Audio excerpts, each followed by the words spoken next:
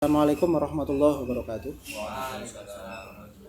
Kali ini kita coba akan membahas ilmu balaghah, dan untuk pertama mungkin saya akan menjelaskan dari awal dulu.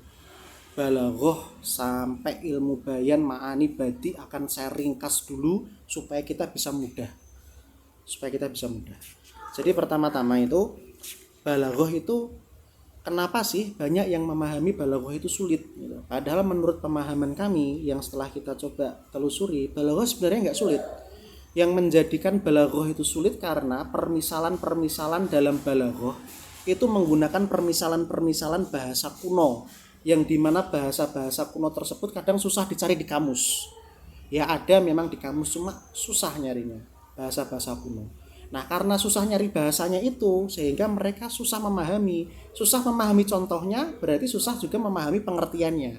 Padahal balaghah sebenarnya itu mudah. Saya kasih contoh di sini. Kita mulai dari awal dulu. Apa sih itu balaghah itu? Balaghah kalau dari kamus munjid itu kamus Arab munjid.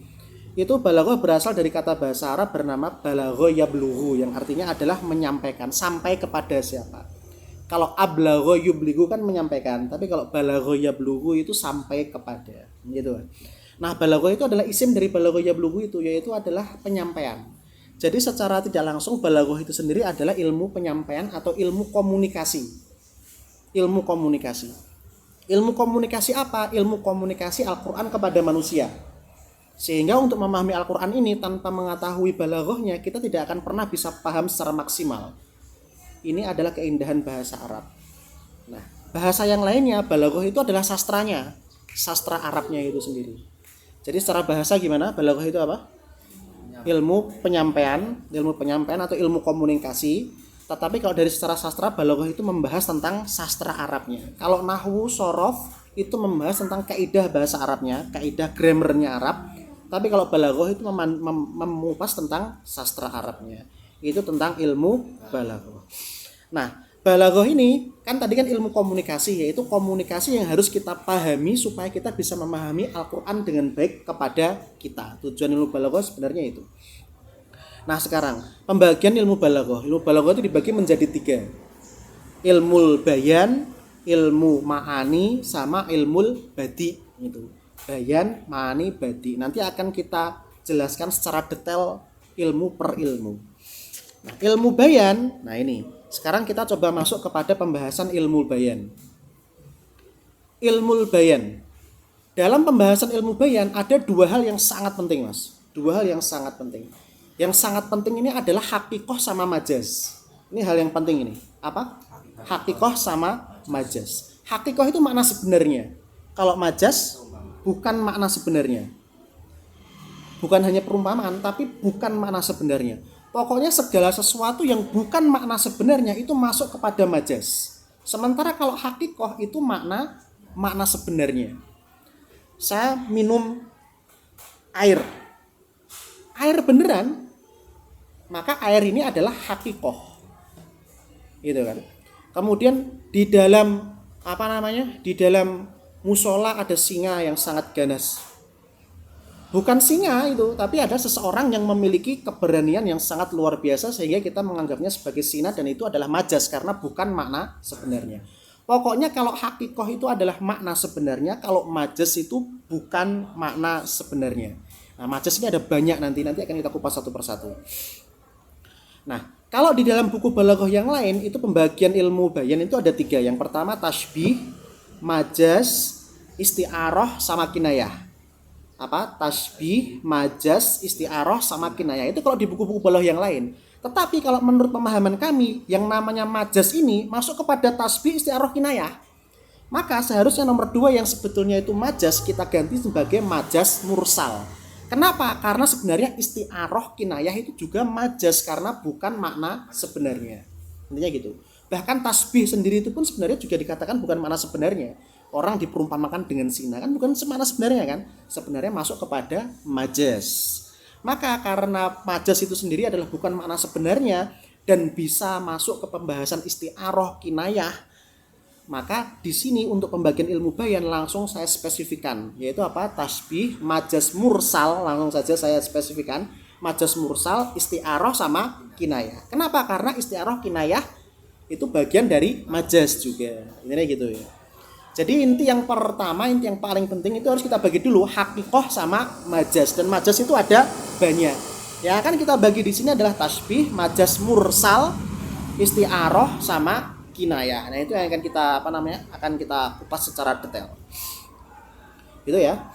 Nah, sekarang tasbih. Apa sih tasbih itu? Tasbih itu perumpamaan-perumpamaan, Mas. Pokoknya perumpamaan itu tasbih. Muhammad seperti singa. Muhammad diperumpamakan seperti singa. Ini adalah apa? Ini adalah tasbih. Kemudian habis itu Ali diperumpamakan seperti lautan. Ali seperti laut dalam hal kedalaman ilmu. Wah, itu kan luasnya ilmu dan dalamnya ilmu. Karena Ali diperumpamakan seperti laut. Ali makna sebenarnya, laut bukan makna sebenarnya. Itu sebenarnya kan majas kan sebenarnya kan.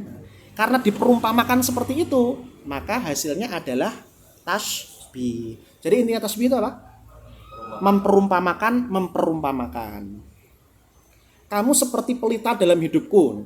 Kamu hakikoh, pelita enggak hakikoh. Nah, enggak hakikoh kan majas, sebenarnya masuk ke dalam majas kan. Karena kamu diperumpamakan seperti pelita, maka ini sebenarnya adalah perumpamaan, maka masuk kepada hal tasbih. Yaitu ya. Jadi yang pertama itu apa? Tasbih itu apa? Perumpamaan. Untuk detailnya nanti akan kita bagi dan akan kita jelaskan secara detail di bab yang akan datang. Untuk bab pertama ini kita kupas seluruhnya dulu aja, pengertian-pengertian supaya kita paham, gitu kan ya. Nah, kemudian yang kedua majas mursal. Langsung saja saya bagi majas mursal. Karena kenapa? Karena isti'arah sama kinayah tasbih sebenarnya juga masuk kepada pembahasan majas, yaitu bukan makna sebenarnya. Nah, makna majas mursal ini contohnya gini. Allah menurunkan rizki dari langit. Allah menurunkan rizki dari langit. Apakah rizki itu beneran turun dari langit? Ya enggak toh. Karena yang turun dari langit itu adalah hujan. Hujan menumbuhkan tanaman, tanaman berbuah, buah dimakan manusia, rizki. Nah, maka sebenarnya ketika ada perumpamaan Allah menurunkan rizki dari langit, itu makna sebenarnya enggak? Enggak, ya kan? Karena bukan makna sebenarnya maka disebut dengan majas. Dan kita spesifikkan di sini sebagai majas mursal. Untuk majas mursal nanti akan kita kupas dalam bab yang lebih detail. Intinya supaya di awal ini kita paham terlebih dahulu, gitu kan ya. Contohnya lagi, saya bertanya kepada desa itu, apakah desa itu saya tanya? Ya enggak toh. Saya bertanya kepada penduduk desa. Nah, itu kan. Maka desa yang dimaksud di sini adalah majas, bukan makna sebenarnya. Untuk detailnya kita kupas dalam bab yang akan datang. Kemudian isti'arah. Nah, ini isti'arah. Isti'arah itu gini isti'arah. Dia itu sama seperti majas, bukan makna sebenarnya. Bukan makna sama sebenarnya. Hanya saja meskipun dia bukan makna sebenarnya, tapi dia bisa diperumpamakan dengan sesuatu yang lain. Bukan makna sebenarnya, tapi dia bisa diperumpamakan dengan sesuatu yang lain. Bukan makna sebenarnya, dia hanya bisa diperumpamakan dengan sesuatu yang lain. Gitu. Nah, terus bedanya dengan tasbih apa? Kan tasbih kan juga memperumpamakan. Nah, ini bentar saya jelaskan dulu. Contohnya isti'arah dulu. Contohnya isti'arah. Bunga ini akan mengungkapkan isi hatiku padamu. Bunga ini akan mengungkapkan isi hatiku padamu. Apakah bunga ini punya mulut yang akan berbicara mengungkapkan isi hatiku padamu? Enggak kan?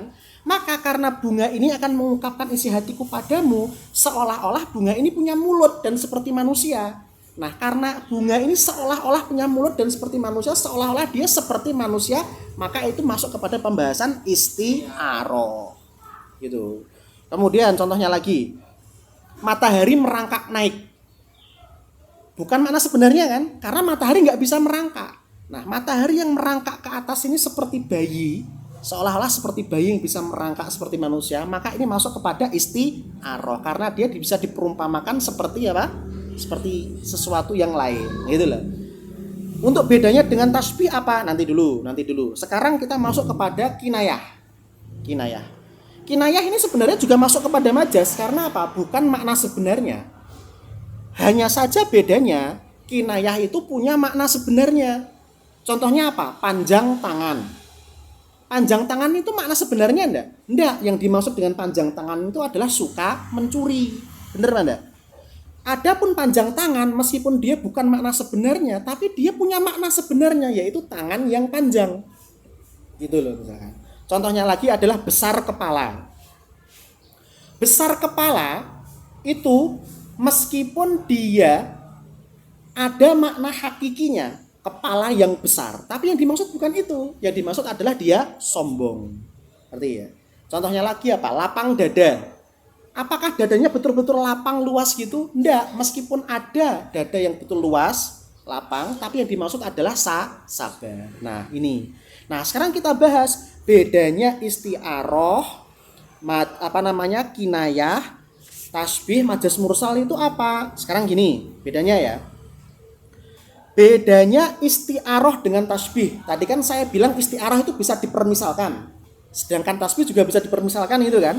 Bedanya kalau isti'aroh itu yang di otak-atik adalah musyabah sama musyabah bihnya.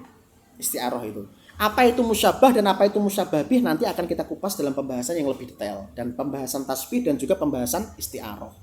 Jadi isti'aroh itu yang di otak-atik apanya? Musyabah sama musyabah bihnya. Sementara kalau tasbih yang di otak-atik itu adalah wajhus syibhi sama adatu tasbih. Apa yang dimaksud dengan wajhus syibhi dan adatu tasbih nanti akan kita kupas. Jadi perbedaan antara isti'aroh dengan tasbih, kalau tasbih yang di otak-atik adalah wajhus syibhi dan adatu tasbih, kalau isti'aroh yang di otak-atik adalah apa? Wajhus syibhi sama wajhus syibhi musyabah sama musyabah bihnya. Apa itu musyabah, musyabah bih, wajhus syibhi sama adatu tasbih akan kita kupas nanti. Sekarang perbedaan antara isti'aroh dengan majas mursal. Kalau isti'aroh itu ada permisalannya, sementara kalau majas mursal tidak ada permisalannya. Contohnya apa? Matahari merangkak naik. Ini ada permisalannya. Permisalannya apa? Permisalannya matahari seolah-olah seperti bayi. Ya itu kan. Bunga mengungkapkan isi hatiku padamu. Ada permisalannya. Seolah-olah bunga ini seperti manusia yang punya mulut bisa mengungkapkan. Tapi kalau majas mursal tidak bisa diperumpamakan. Allah menurunkan rizki dari langit. Bener-bener nggak ada perumpamaannya rizki seperti apa. Yang dimaksud adalah rizki ini adalah hujan. Tidak ada perumpamaannya seperti manusia matahari merangkak naik, bunga mengungkapkan isi hati kamu, tidak ada. Itu. Jadi itu bedanya. Jadi apa tadi bedanya isti'aroh sama Isti'aroh sama majas mursal apa? Kalau isti'aroh ada permisalannya. Kalau majas mursal bener-bener tidak ada permisalannya. Nah, kalau kinayah apa bedanya sama majas mursal? Kinayah sama majas mursal. Kalau kinayah dia ada makna sebenarnya, panjang tangan, tangannya bener panjang, ada seperti itu. Tapi kalau makna majas mursal bener-bener tidak ada makna sebenarnya.